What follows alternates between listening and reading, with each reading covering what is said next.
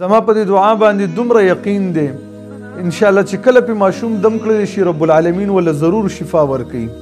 هغه ماشوم چې هر ټیم جاړي او زیل کوي یا هغه ماشوم چې اکثر بیماری او هغه ماشوم چې ډیر زیات د نظر کیږي د داسې ګلونو ماشومانو دپاره هغه نبی چې د خپل امت سره ډیره زیاته مینه لري یو بهترینه دعا او علاج ښودلی دی. علاج دا د امام بخاری او امام مسلم رحمهم الله روایت ذکر کړي. ویل جابر ابن عبدالله رضی الله تعالی عنہ فرمایي چې نبی کریم صلی الله علیه وسلم فرمایي کله چې ماښام شي نو تاسو د خپل ماشومان بهر مه پرېږدئ فإن الشیطان ينتشر حینئذ ځکه ویل دغه ټیم کې شیطانان خورېږي نو چې شیطانان خواره شي نو ماشومان له بیا نقصان ورکوي د هغې د وجې نه هغه جاړي او زیل کوي یا کله شیطان په ماشوم باندې کینی نو هغه راګزار کوي. او دعا دا ده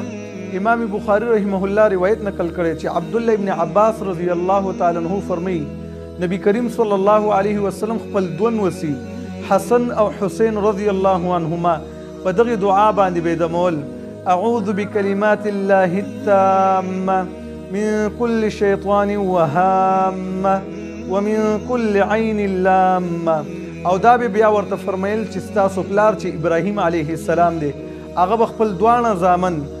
اسماعیل علیه السلام او اسحاق علیه السلام په دغه دعا باندې دمول.